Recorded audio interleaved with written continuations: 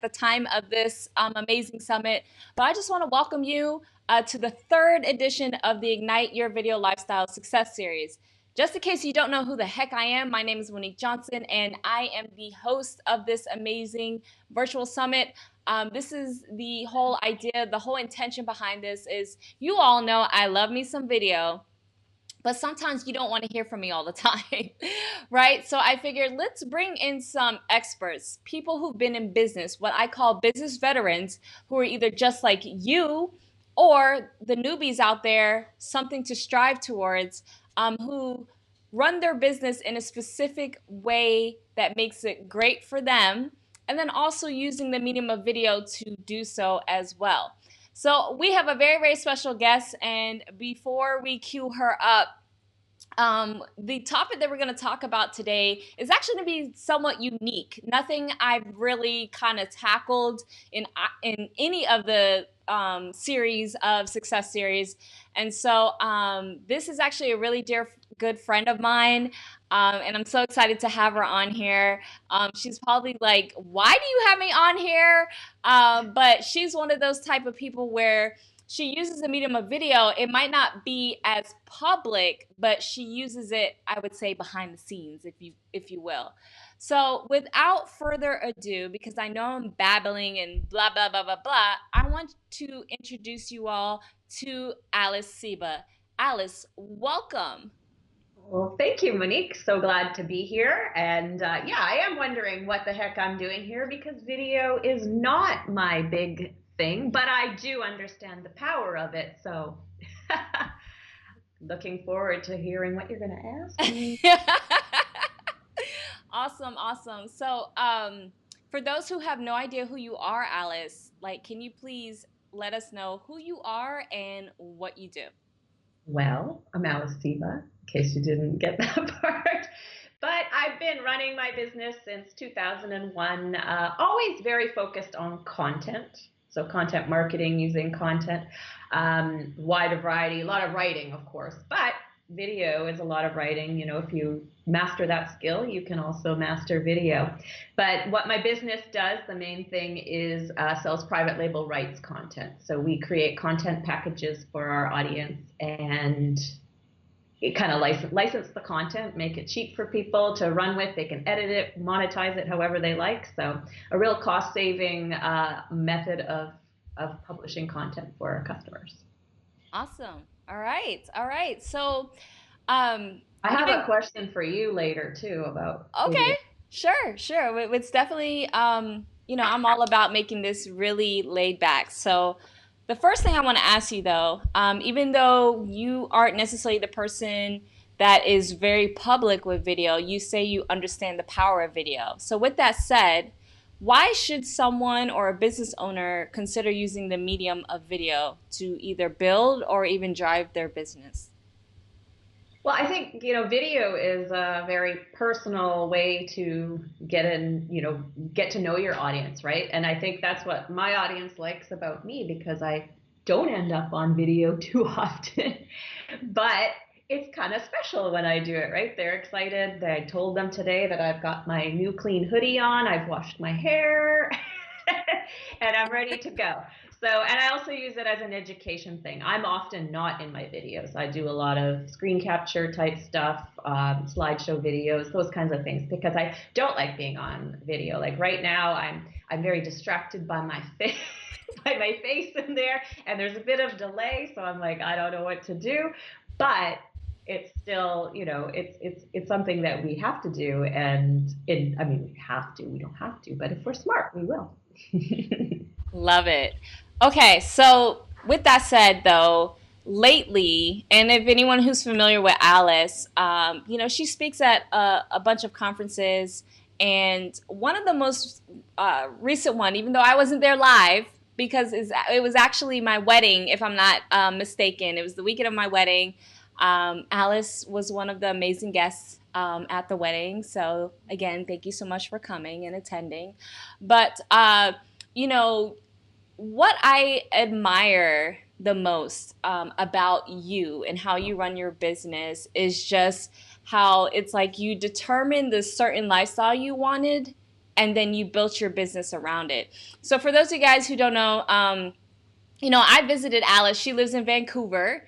For the very first time, I've never been to Vancouver. I've been to Canada before, but I've never been to Vancouver.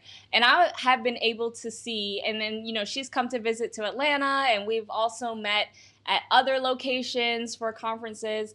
And I always just look at how you run your business. And this is why I want to have you come on because, you run how to run a business like a CEO.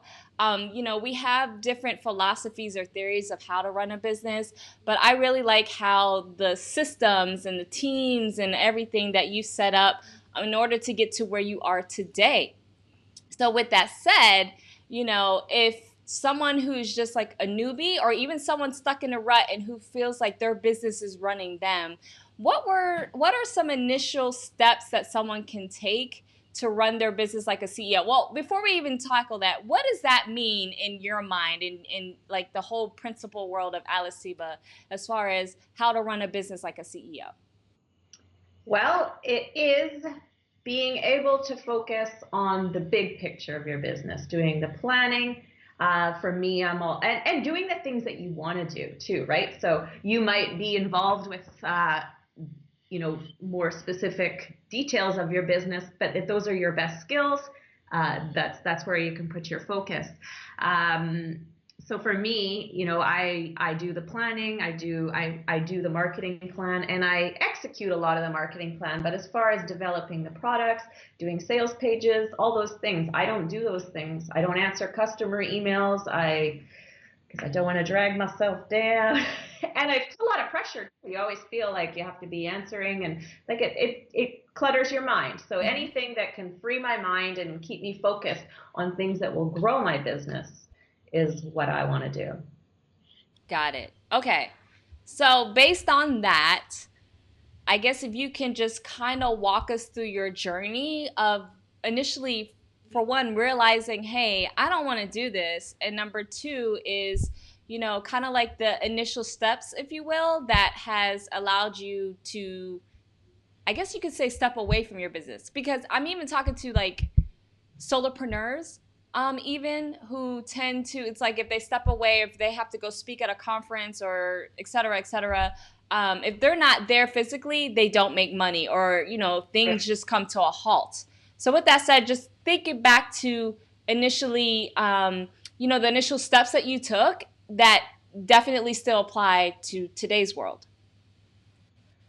Well, that's actually kind of interesting because I was going to share something. The way Okay. it started All doesn't right. apply to today's world in a Go ahead. Well, okay, go ahead. Do that first, and then we can transition. it also relates. It's still how you would get started today. But this is like 2001, maybe 2002, right? And we didn't have the mobile phones with us all the time with data plans and stuff like that. So like you said, I couldn't go away because I had no contact with my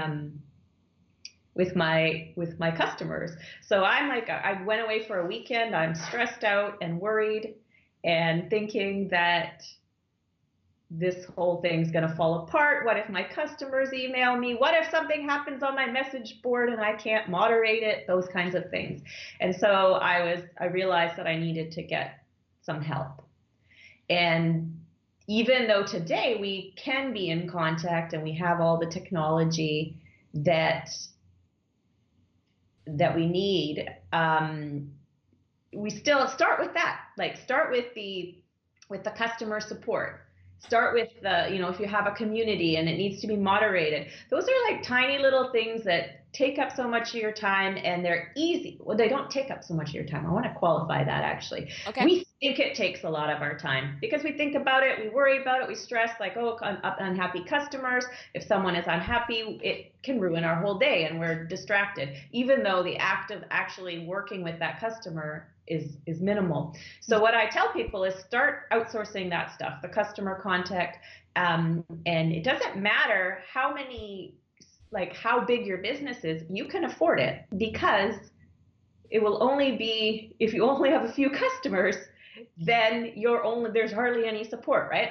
And you will always be surprised. Even if you have a thriving business, you'll be surprised at how little time a virtual assistant or somebody will spend on customer. You'll be like, that's all it took, because we always think it takes more. In the end, we're like, oh, that's great. And so lifting that off your plate opens up your time and your focus to be able to focus on the things that grow your business. Because yes, customer service is important and it continues to grow your business. It encourages repeat business, but anybody can learn how to do that for you. It's not a high level skill, so get it off your plate. You know, I never thought about it that way. In fact, I feel like that's the best explanation I've ever heard about outsourcing. I'm even guilty of not delegating like I should. But yeah, you're right. So for something that I'm feeling is going to be expensive per se because you're paying a person by hour, and then to realize, oh, it took them maybe, let's just say, 5 minutes versus something that you're thinking originally would take an hour or a couple of hours. So it ends up being, yeah, something you can afford and something cheaper than what you, I don't know, felt like would be astronomical. So Right. I never thought about that way. So thank you for sharing that. Yeah. Um, and so with that said, someone who's in a rut right now, okay, especially based on what's going on, what would you say are the first 3 steps someone should take, in your honest opinion, based on your experience, because you've been doing this for quite some time, to start positioning themselves as the CEO and running it as the way that you described to us earlier? So you mentioned kind of the rut, and then you also mentioned current time. So what's happening? What's wrong? What's the rut? Okay, so great question. When I say rut, I mean they feel stuck. Maybe Right. their business has gotten stagnant, let alone maybe they lost a bunch of customers and it feels like they're Yeah. starting from scratch. So in a way, I think that, you have to be careful with that, right? Because you don't want to start investing, excuse me, a ton of money into stuff if you are losing customers. But what you need to do, I would still do outsource the customer support. Easy, because if you only have customer support if you have customers, so that's good, you can afford it. But the rest of it is getting focused on those high level tasks in your business. Do that marketing stuff, do email your customers, do the stuff that's going to grow your business. Throw the other little busy work and things that you think you should do. We're our worst like bosses that we could have, right? We give ourselves so much stuff to do, but really just keep it simple. Don't make things so complicated. You don't have to do everything. You don't have to be everywhere. You just need to do what works and focus more on it. And the more so focus on one product. Focus on a couple of marketing mediums or whatever. Maybe just focus on your mailing, growing your mailing list, whatever it is. And then as that continues to grow, then you can start outsourcing more of that work, right? So, but if you're trying to do everything, and I think that's the instinct, right? When you're in a rut, you're like, oh, I got to be everywhere. I got to do this. I got to get customers. But keep it narrow and focus on that and find out what works. And once it starts working, get someone else to do it. Okay. All right.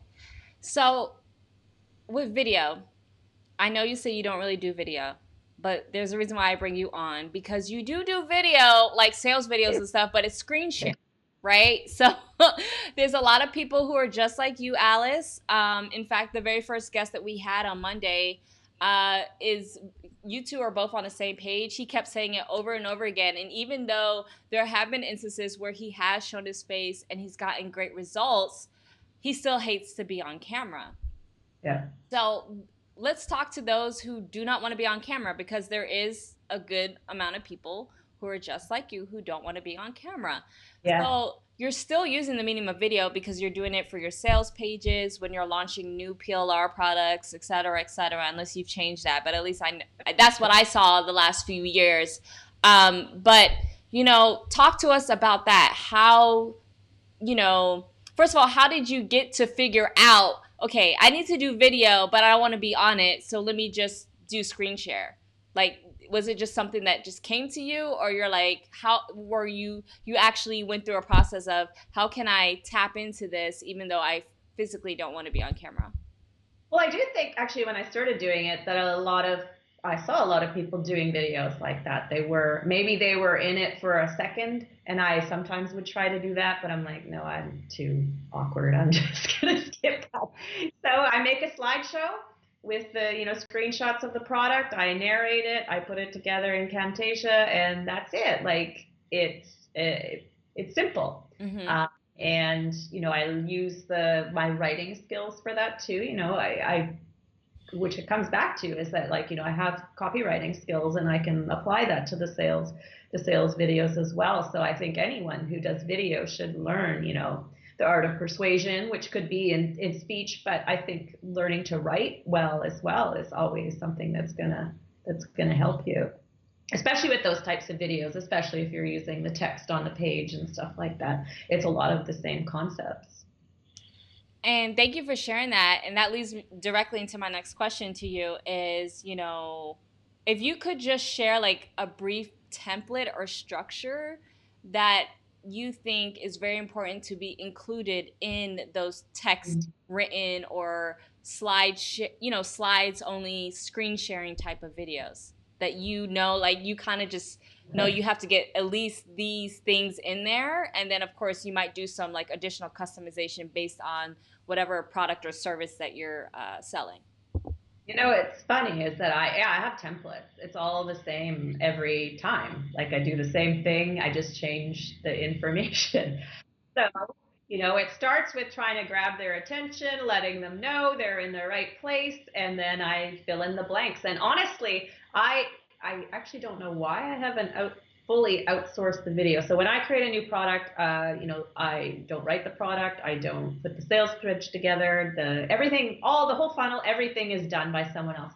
But I could even have the videos prepared, like, because it's all a template. It's all just fill in the blanks, change the script, change the slides, and then I could just narrate it. But I think it helps me kind of I still do that part of editing the slideshows and the script because it reminds me of the product I asked people to create. So I have a better knowledge of what I'm actually selling. So I think maybe that's why I still do that part, but it would be easy to outsource. And all I do is I could open Camtasia, talk, make the recording, and have my assistant put the slideshow together, or the video together even. So like that would take me less than 5 minutes. I also think deep down you really like doing it. So hey, maybe there's a part of you that likes doing video. It's a slide screen sharing type. I don't mind it actually. It's quite simple. And I know a lot of people will I put their slides into Camtasia or I don't even know how they do it. And they narrate the slides and they're doing screen capture. I don't do that. I think that's complicated and confusing. I make the slides. I just do the audio recording separately, and then I put it together because I think, trying to maneuver a slideshow while you're talking, it just adds more complicated stuff to it. So just talk, record it, and then put it together after. Thank you for sharing that. And guys, what Alice just shared with you is something that's very, very simple. But Alice, if you don't mind me digging just a little bit deeper based on my last question, for those who have no idea or have any copywriting skills, would you say in your template, is there a specific thing, like for instance, you make sure to mention 3 benefits? Like, do you have a structure in that manner to make sure that, each time you're creating a video, like these major points are covered each and every time? I'm going to disappoint you because my products are different, right? I don't my stuff is pretty matter of fact. It's like this is what we have, and if you want it, get it, because the PLR buyers, private label rights content buyers, will buy everything. They just want to know they already know they want PLR. They just want to know what's included and how can we do it. Obviously there are some, and I'd have to look at slideshow. There are, those copywriting persuasive elements in there, but it's pretty matter of fact. It's a great business to be in, by the way, because My customers just want everything. But yeah, and make sure you have that call to the action at the end, right? And what I do is that I don't just rely on the video. There's a full sales page. It's on the top, so it always ends with, full details are below, or just click that, or click the add to cart button right below this video if you're ready to use this content as your own, right? Mm-hmm. So little things like that, but it's still, yeah, pretty simple. Okay. And I think it can apply, like, how I say everything's templatized, and I've talked about it too, like, when you create products, especially, I mean, people have physical products, that'll be different, but information products, you can, systemize it and kind of do them the same every time. So give them the same kind of components and things like that. Then your customers know what to expect. Your marketing, you can outsource. So let's say you do a course and you give like so many videos or whatever you put together. If it's consistent, you can systemize it and have someone else do it. They can update your sales pages. They can make your slideshows for you and everything. Makes it much more simple instead of trying to do something totally different every time. And I think it can apply to info products, courses, those kinds of things. I mean, yes, there will be some variance in between, but the more you can do the same, it's good for your customers too, because they'll know exactly how you teach, how this works, and they know what to expect. You're right. You're exactly right. And those who are not familiar with PLR, right? I'm somewhat familiar with it, and in fact, there are some in the video space or video marketing, if you will, type of PLR content. So for someone who is not familiar with your space, why should they consider going into PLR? And then more importantly, those who are just deathly afraid of video but need video in some sort of fashion to possibly look at some of those video PLR type of products. There's tons of video PLR out there, and I purchase it too, because Mm-hmm. what I love it for myself is sometimes in courses to fill in blanks where, maybe it's a technical thing that I don't know how to do, or even just giving my customers free content, so that they understand how to, for example, like in the marketing space. So I sell personal development PLR, but they might not know how to do some things with the content or how to grow their business, and that video PLR fills in the blanks right there. A lot of people worry too, like with my content, it's written content, so it's easy to edit how you want it. It's you can brand it a bit more, and then a lot of people worry that if they use video content that it's someone else's voice or whatever. But I think people just want to learn what they want to learn, and we don't have to be these control freaks that have to teach every single thing, right? So for example, in a course on membership sites, we had created, Ron and I, our mutual friend, we had created a course, and the software that we demonstrated, we spent all this time creating this, and that software is like useless now, unfortunately. Oh no. So we needed a replacement. And so I picked a PLR course. I'm like, this guy has already put it together, shown them exactly how to do it. We're going to put this into our course instead of trying to, redo it ourselves. There's still a person, the main training, the marketing information is still from us. So it's still personal from us. But the technical stuff is taught by someone else. Why not? I like that. Yeah, because I think some initial fears, or I guess anxieties that some people might have when it comes to PLR is like, say they want to be known as an expert in something, they're launching a course, they're teaching majority of it, and then it's like, but why would I include something where I'm not teaching it myself? And they kind of feel like a fraud, if you will, or like, not being truly authentic. But you're right. If there's something that, because you're there to serve or your community, your customers, etc., you're not going to be an expertise in everything. No, and you shouldn't even try. Okay. All right. Well, talk to us more about that, because I know that all ties into the how to run your business like a CEO mentality that you have. Yeah, and I don't think there's anything wrong with being authentic with your audience too, and admitting you don't know everything. I don't know everything. Like what, like, and bring other experts to be like you're doing now too, right? You're you're introducing your audience to other people. That's a good thing. You know, to think we have to teach everything and be the one, the big authority. Part of being an expert is connecting people with other True. useful information, right? Like, you know who to go to. You know, if you're using PLR, for example, you know that it's quality content. You know it's going to teach them what you want it to teach them. So introduce that to your audience. Definitely. Okay, I love it. Now, let's talk more about the whole how to run your business like a CEO. Mhm. How do you do that today? What's the difference between you getting started and describe to us what does Alice Seba do today where she's like, I'm just the CEO and these are just the things I refuse to do. And as a result, I can have a lifestyle. I can go do, glamour, I don't know, yoga retreats and things that you get to do and spend time with your kids and all of that. So describe to us what that looks like. Well, yeah, it's very different now. It's very hands off. So my work consists of every few months I plan out products. I assign them to two main people. So I have lots of writers, I have graphic artists and stuff, but I talk to two people only in my daily work, or even that I don't talk to them daily.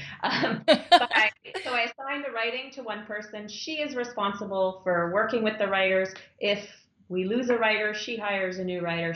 They're basically my project managers, right? Okay.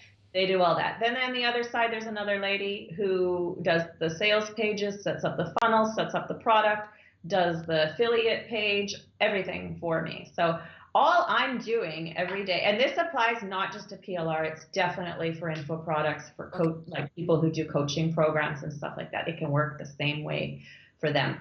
What I do is every few months I said that part, but I don't know if I finished my thought. No That problem. I plan out the products, right? So Yeah. I decide the topics because I think that is, a part of the expertise of mine, that I know what people are going to buy, right? But I don't always flesh out the details of that topic. That's my project manager figures out, table of contents, all those kinds of things, and gets the writers on them. And I also kind of tell the other lady, how, it's all the same every time. I don't have to tell her much, but, if we're having an affiliate contest, what pricing we're going to do for the launch, how it's going to be after, those kinds of things. But because I have a few certain types of templates of products, it's almost always the same. So just new topics. And then they take care of that on a daily basis. I write emails because I love writing emails, and I think that is a super high level skill because, you know, email is where most of my customers come from, growing that list. It's such a commercial medium that, social media is great, but it doesn't always convert as much to customers. So definitely focus on the emails. Although I do a lot of the social media as well. I do have someone doing like basic stuff, but then I go in and put more detailed, more personal posts from myself. Mm-hmm. And the other thing I do daily is I'm involved with my Facebook group because Yeah. I want to be, and I do that because I enjoy it, but also because I think it gives my customers access to me, right? They don't have access to me through my website because I don't answer the customer support. My product is also not, uh, they get also access to my marketing expertise through that group, right? Because my business is focused on selling content packages, but here I can give them more personal help and things like that. And so I have two places, right? So I kind of, try to get all my customers into that Facebook group and my email subscribers so I can reach them in two places at least, right? Also other social media mediums as well. But I find the group is much more effective. It's much more personal. It's interactive. Facebook page is boring, and it's harder to get that engagement sometimes too, depending on your topic and things. So, All right. and Yeah. Go ahead. pretty much what I do, I guess. Well, let me kind of flip that question to you. When you're doing a launch, what changes, or are you literally still doing the same exact thing you just listed out to us? What would you say would change, or you just just talk to those two people and they get the ball rolling and the launch happens? Like, So what does that launches look are not stressful for me at all. And like I have even forgotten I have a launch sometimes. like? Like I'll be like, oh, it's today. Let's do something about that. But it yeah, and then actually, one other thing I do that I didn't mention, and I could have someone else do it, but I enjoy on my main business at least I do it. I do have someone on a second PLR business that I have. They do help me, but I work with my affiliates. So I also have a Facebook group for the affiliates. I email them, and it's kind of the same. It's just the affiliate side. I do emails and I do the group stuff. So a launch to me looks like I send emails. Mm-hmm. I update Facebook groups, Mm-hmm. and sometimes I do something. I do Facebook ads. I'm trying to learn those a little bit more. I would love to outsource that, but I have not found the Person. right person. So, and I also think I want to understand it a bit better, kind of know my stuff. Um, but yeah, but I might be interested in like maybe like a maybe coaching with somebody who's good at it, because yeah, we've hired people to do the ads before, and I'm not putting down people who do ads, but it hasn't they don't have that personal understanding of the business, so maybe I need to connect that, which is another point about outsourcing too, is don't do it blindly. Like you don't have to know how to make graphics, like you don't need to know how to use Photoshop or anything, but you should have that understanding of what kind of graphics you need, what's going to grow your business. Like you have to have some knowledge, not the skill. You don't necessarily need the skill, but anything you know about marketing. So if you're hiring a writer to do something for you, two blog posts or something like that, either, and you want them, you want your blog post to do something other than just inform. You want to get people on your mailing list. You might want to sell a product.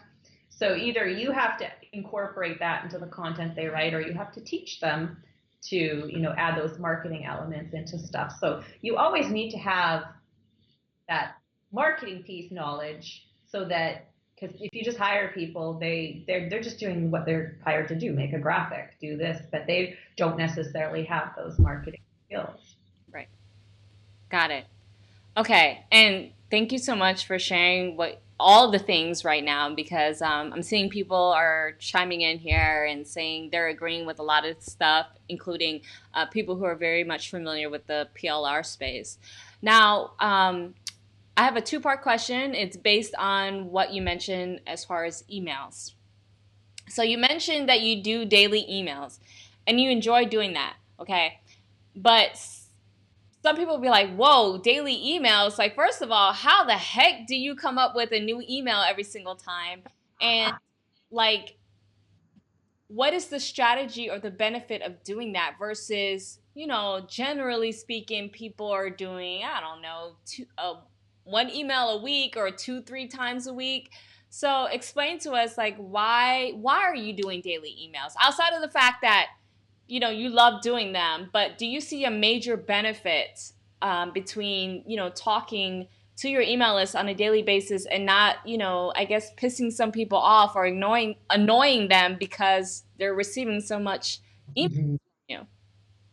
Yes. So I think there's a lot of things to think about there. And first of all, worrying about pissing people off, not really such a worry of mine. Okay. If I'm getting sales, I have customers, people who like me, who want to hear from me Mm-hmm. all the time. Those are the people I want. If I annoy someone, then well, that's fine. Unsubscribes are not a concern for me because I'm continually growing my list. This is how I operate my business. And if it was not working for me, then obviously I would stop, right? Then I'd be like, no, this is probably a bad idea. Also with my business, giving that PLR disclaimer again, is that these are people who love buying stuff, right? They love buying PLR. So most of the PLR emails are just selling stuff. It's not even education. Once in a while, I'll kind of direct them to the Facebook group where I've shared something that is more educational, and now and then different do other things. But it's mostly just me selling every single day. So if you could find a market where you have people who want to buy stuff, then that's a great thing. Mm-hmm. But that might not work for everybody, right? They have to blend more education, and I also have sites in a different niche where we're educating more. We're kind of more building community using the email in different ways. So whether it's done every day or not, I don't know. I think keep it short, keep Mm-hmm. them simple emails. People look forward to it. Be fun, have, a sense of humor or whatever it is about your personality that connects with the people. When you're confident in yourself and you're excited about what you're sharing, then that's contagious. People like that, and they want to hear from you. And not everybody's going to most people don't open your emails, and it's never going to change, right? Right. Not going to change. And I feel like when I email more, instead of trying to send them a whole bunch of stuff once a week or really long email, I break it up into chunks for them, right? And then I have, tell them what's coming next so that they know that they should open their email. And yeah, All so right. I enjoy it. It works. And, I'm there to serve the people who like the way I email. And thank you for sharing that. The next thing I want to ask you, because I feel like it might be a constant frustration for some people, or at least overwhelming kind of deer in headlights moment for those, especially who are just getting started. How do you go about growing your email list? Because, you say you do that on a consistent basis. You're not concerned about unsubscribes, et cetera, et cetera. So do you mind sharing with us maybe your top 2 or 3 strategies that you go about growing your email list? Number one strategy is affiliates. I do free offers that have funnels. So my focus with my email list is always get the subscriber, turn them into a customer as soon as possible, right? So they get something free, and then there is an offer that's related that, if they like that free offer, they're likely to make a purchase. It's a lower end purchase, Mm-hmm. and then they go through a funnel where they buy more, and then I keep emailing them, and then they buy more. But that's always my goal. So Okay. I create these funnels where my affiliates will gladly promote my free stuff and help me build my list because they know that they're going to make money off of that. You could also do, and I have in the past, and sometimes I still do promotions where they'll get paid per click, or not per click, per subscriber. I give them $1 per lead or something like that. But mostly I do it on a commission basis, and they willingly, gladly do it because they're going to make money. And it's in a lot of affiliates, they want a lot of internet marketers they want to promote stuff, but they're shy, right? They don't sell. A lot of these people have huge audiences as well, but they don't know how to sell. So Mm-hmm. if they're able to share something free, it makes it super easy for them. They don't feel guilty about Sure. selling. And you have a balance of affiliates. Some affiliates want to just sell a product, and those are great too. But catering to these people who love to share free stuff Mm-hmm. has really worked for me. So that's definitely the number one way I grow my list. And because I have those free offers too, I share them everywhere. There, do ads for them. And the ads are sometimes hit and miss. So I really focus on my affiliates and making it easy for them to promote. That's one thing you'll hear from my affiliates is that I lay everything out. I give them all the stuff that they can copy and paste. I give them different ways to promote and really put my focus into that. And it always serves multiple purposes. I think also it's related to, being the CEO and outsourcing and doing template systemizing everything, is that all the content I create for my affiliates is also content for me, right? So I'm using it in different ways. So everything I do for them helps my business in so many other ways. So, a couple of years ago, I decided to just put my full focus, not full focus, but a big focus into affiliates, making it easy for them to make money. And it's paid off a lot. Yeah, it's interesting that you say that because I just think this whole interview so far, Alice, it's like you've literally made it very simple. Like you are just the simple type of person, and I feel like, Okay. especially when it comes to running a business, let alone doing video or whatever it is, any kind of marketing, like you just want to you just keep it simple. And I think as human beings, we're guilty of wanting to overcomplicate things and Yeah. trying to make it really harder on ourselves. And the next question I have is kind of a on the spot question. So if you need a few moments to think about it, take your time. But it's kind of like Ron Douglas says, so simple. LOL. Yes, so Yeah, simple. so simple, Ron. Like, she's so mean. um, but okay, let's say based on your philosophy and how you run your business, and take that and take someone who wants to integrate video more. So think about like the different things or process or funnels that you create for your business. And I understand that you don't necessarily use video in every single part of it, but based on how you run your business, how would you advise someone who wants to utilize video as much as possible and use the Alice Seba principle of running your business like a CEO? What? Alice, you crack me up. Okay. No, I understood the question. I'm Okay. just trying to figure it if I know how to answer it. Yeah, well, like I said, this is on the spot, so take Not your like time. Jeopardy music that you could play for I me. know, right? I actually do I? Let's see. No, I don't. I don't.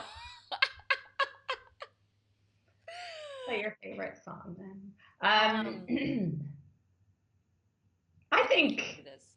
Yeah. okay, maybe I'll answer this, maybe not in the way you wanted. I think don't sweat it. Okay.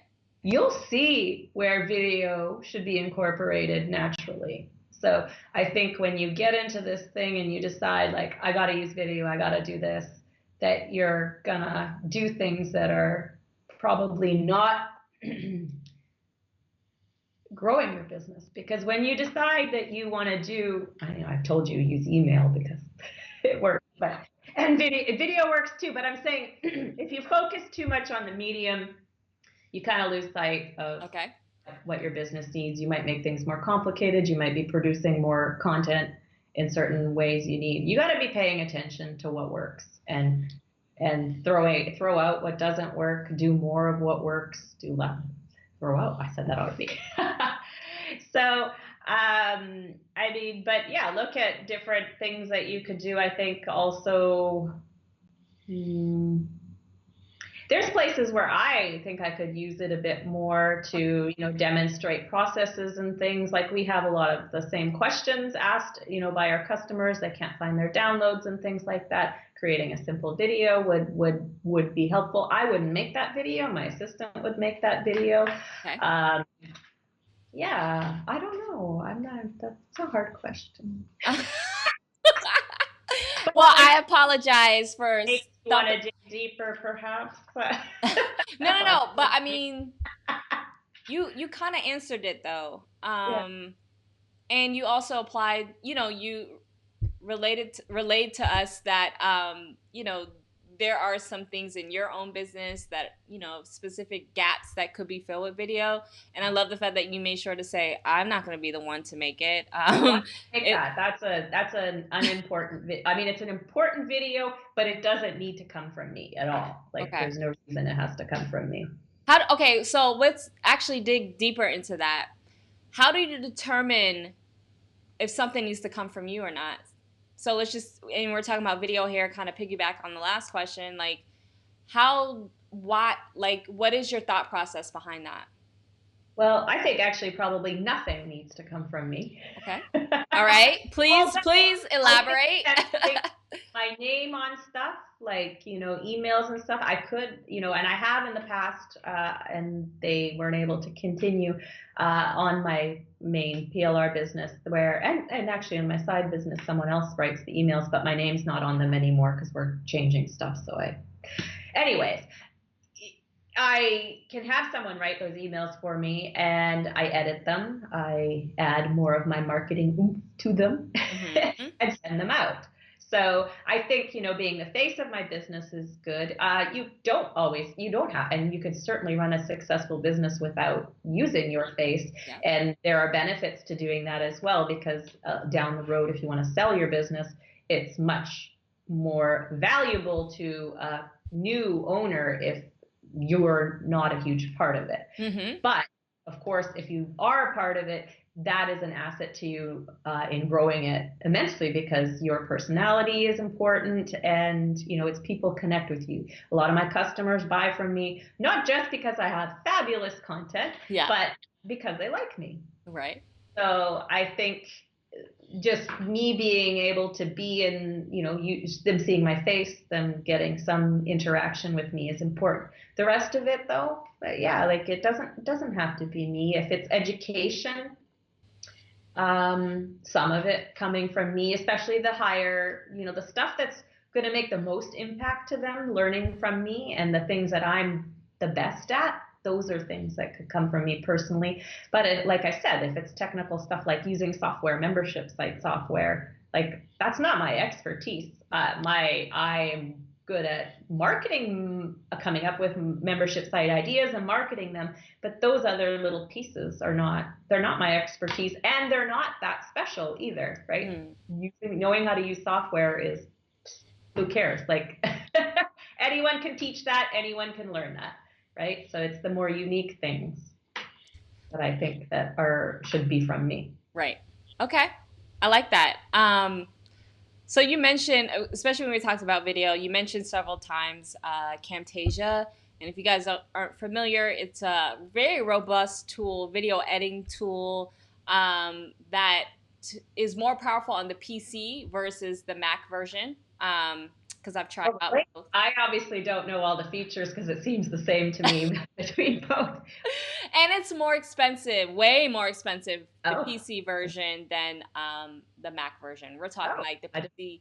Well, don't quote me on this, but at least at one point it was like $300 versus the Mac version was only 97. So oh. that goes to show you like there's a stark difference.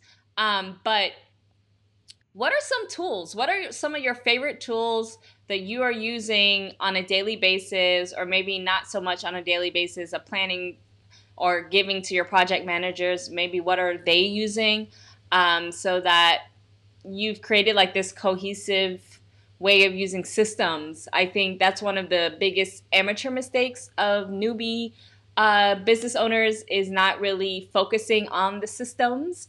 And you are all about systems. That's how you run. That's your world. So can you share with us some favorite tools of yours that allow you to run your business like a CEO? Well, that's interesting because I don't actually care much about tools or software and things like that. And it's very minimal what I use. And it's never been that important to me. If the tool works, I'm good with it because I feel it's what I put behind it, right? So if I use Camtasia or I use a free piece of software that does the same thing, I probably could because my videos are not complicated. I probably don't need Camtasia, Hmm. but I like it. It's useful. It's whatever. Sure. It's what I do. Right. So it's what I put into it that matters. I mean, yes, there are some great tools, and people like get excited, about new software, and it does all this stuff for you. But in the end, it probably does too much stuff for you, and it's Mm. complicated. Like you said, I guess, when I went from a PC to Mac, I didn't notice the difference in Camtasia at all. Am I doing that? Are you doing that? Was I doing that? No, I'm giving you Oh, praise because I you switched talked from to my PC hands. to Mac. Oh, yeah. Okay. Yeah. Yes. So I don't need all that stuff. Or like, how, and I'm not trying to put any tool down, but like a lot of people talk, and I don't know if it's still as popular as it used to be, like using Infusionsoft is a very complex program, but very powerful, right? So if you are going to utilize all those features, I think it's worthwhile. Otherwise, you might just Or you might be like me, you'll use it and you'll just use it for what you need and it's valuable to you too, right? So I don't know. I think what we need is mostly up here. Okay. So the way we do stuff as opposed to those tools. And yes, tools can make it simple. So questions that like what I use, I don't know. Camtasia like once a month. Okay. And my membership site platform kind of does everything for me. I do wish it kind of had more. I'm ready for more analytics type stuff, but I think there's stuff I can plug into there. So I'll have to, get going on that a little bit more. But I use SugarSync to share files between me and my assistants, so they always update everything, and it gets updated on my computer automatically. It works like Dropbox, right? Okay. Yeah. I believe, right? Because you can have. I've only used Dropbox online, but you could have. You can sync it. Yeah, you can have it directly on your It's device. on my computer, so when an assistant puts something in there, that file is on my computer. I have access to it, so it's all seamless. Google Documents is great for collaborating with people. I don't use any project management software myself because I don't like to be controlled. I think that's the way to explain it. Like, I don't want to have to log in somewhere and use this format. I like to email my assistants, sometimes send them multiple emails because I forgot to mention something. And and then I let them sort it out. They use project management software, and to be honest with you, I forget what they use. So they handle their end that way, but it's not what I want to do. Like it's the way someone wants to work. I think that's another thing to remember too, is that I always want to work with people who will adapt to how I want to work. Some assistants and people want to like put you into their systems, but I'm like, no, I'm actually the business owner. You work for me. And I'm not, I'm nice about it and I'm flexible and like, I think I am a good person to work with. But I'm not going to let them tell me how I'm running my business.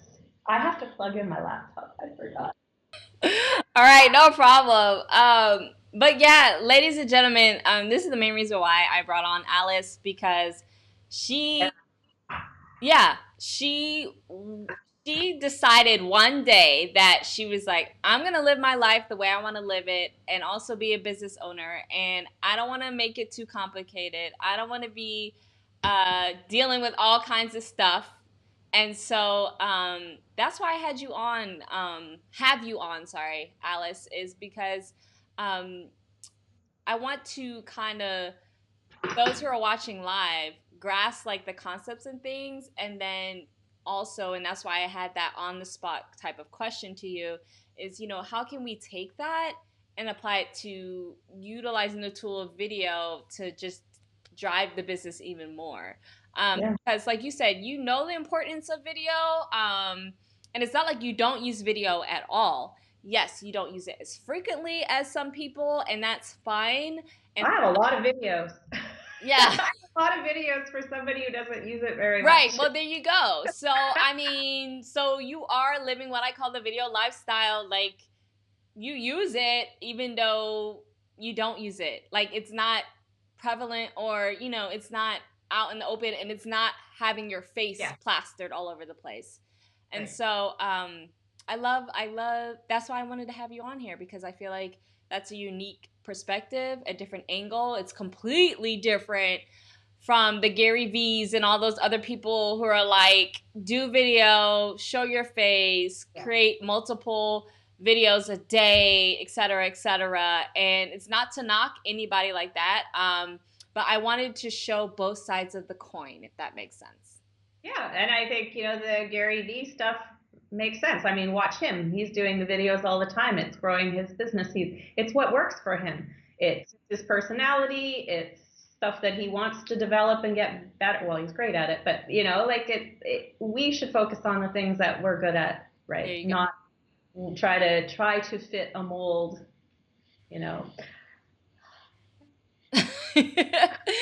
So we're approaching the top. So we're approaching the top of the hour, and before we kind of wrap things up, Alice, you said you had a question for me. So what's that question? please tell me, like, how I brought it up briefly, but I would like more specific tips. Okay. How do I do this? It's you and me side by side. I'm very distracted by my face. I don't know how to stop touching. You haven't touched your hair at all. And I'm like looking at my hair and going, oh, it's like fluffy here. I have to fix it. And I've touched my hair several times. And then I see myself do it on video and I'm like, I look like a fool. Why am I doing that? And then I purse my lips. I do strange things.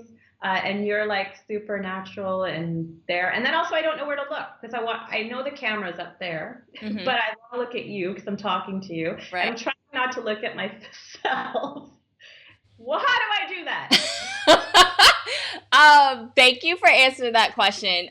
So for one, just like with everything else, and people don't want to hear this, it takes practice, right? Yeah. So I've been doing video for a very long time, and I've been on both sides. Like, I started off behind the camera, and then, oh my goodness, if you were to look at my first videos of me being in front of the camera, it's horrible, it's awkward, etc., etc. And it's just, yeah, practice is one. Okay. Number two, as far as when you're doing something like this, like an interview, I think it's great to do a mixture in which, people can't really tell unless you're really obvious with it. But, to go back and forth between looking at the camera directly in the eye and the lens, because that's great for connection. But also, like you said, looking at that person, especially when you're interviewing someone. To me, I feel like it's okay to do that. And don't worry so much about looking at the lens directly all the time. However, if you're just doing a video where it's just you on the screen, then by all means, always look at the lens, no matter how awkward or whatever it is. And then, honestly, I've gotten to a point where, like, if I'm on the camera, especially like right now, let's just say the roles are flipped and you're interviewing me. If like with my hair, I'm just like, it is what it is. Like, I try to make it the best, the perfect before, and oh well, like, just like you say about certain things, oh well, you don't care. It comes to a point where I don't care, but also it makes you more relatable too, because a perfect video or always being perfect on video actually tends to push people away. And so if you're showing up, like, sometimes I'll just do videos where I don't even have makeup on, or like you see, like, I vary between wearing contacts versus not, between using my phone versus like a more fancier setup that I have here. But I found like the ones where I just go with it and I just go, they tend to get the most engagement. So you'll be surprised. But I don't know if that answers your question really well, but that's what I have for you. Yeah, I mean, practice, obviously. This is a different format, too. We're both on the screen at both times, so I'm finding it quite different than other things I've experienced. That's one of the reasons I'm particularly distracted. But yeah, like, I never would want to strive to have a perfect video, and I know that actually part of what people like about me is my quirkiness and weirdness, and maybe that I fix my hair all the time. But whatever. As long as what's coming out of my mouth is useful to people, I think that's what matters, right? Exactly. That's all that matters. And I also want to say I really love your painting. Oh, thank right? you. It's not mine. My friend did that for me. It's awesome. And you can't even like see how awesome it looks in person. Okay. It has so much color. Like the dark areas are still very colorful. It's all like, it's really great. The two on the side are mine though. I don't know if you see them with full screen. I don't think you can see them on the split screen.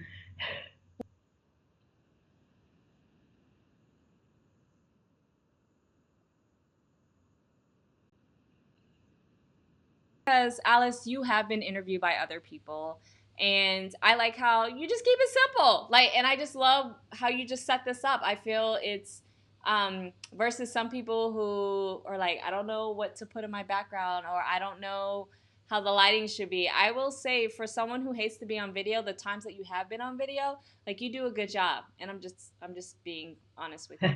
I think I do okay. I know my subjects, right? So. Right. Most definitely.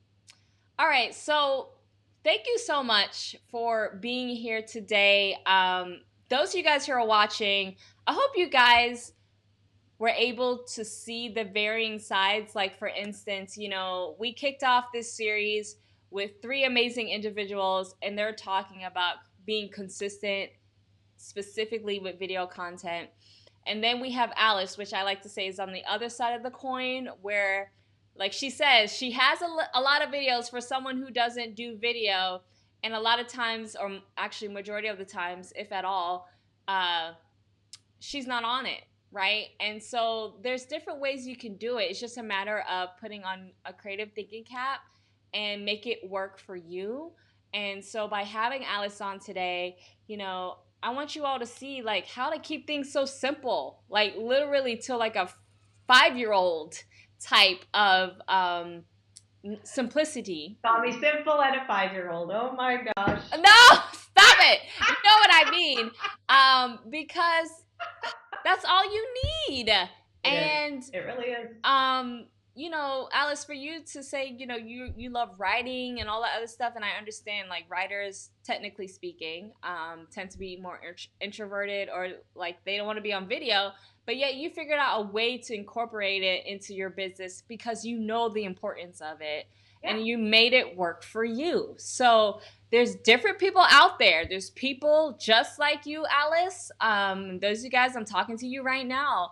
Like, take what she shared with you today and just go apply it, execute it. And that's another thing.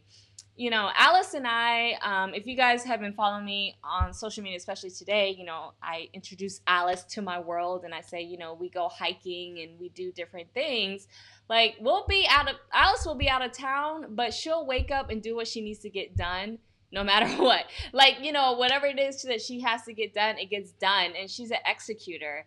And, yeah. Do when your to-do list is short. Yeah, there you go. See? Way easy. Right. So exactly. If your to-do list is short, you set up your business just like how Alice has, where her to-do list is short, especially on a daily basis. It's easier to get stuff done. But you got to put the work in. And, Alice, you weren't always here, right?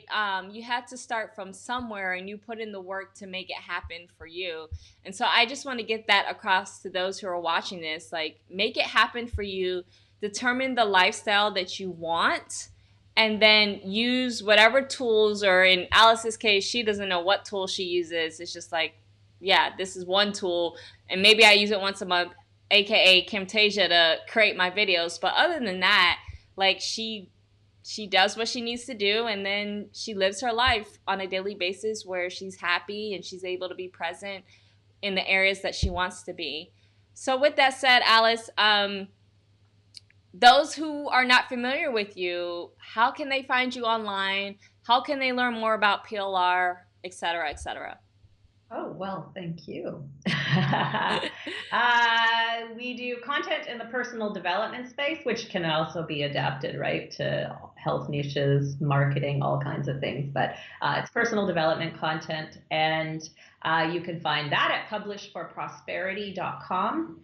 And I would love if people want to join that Facebook group I was talking about. I share marketing strategies, also personal development tips that can, be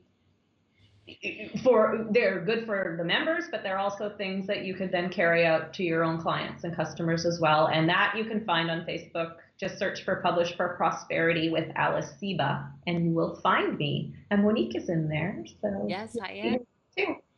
And just so you guys know, like, Alice, you've been trying. I saw you were trying to go live in the group and stuff like that. So I see you. Like, I think you're slowly opening up. If I'm every once in a while. Right. Every few months I'll go live in the group.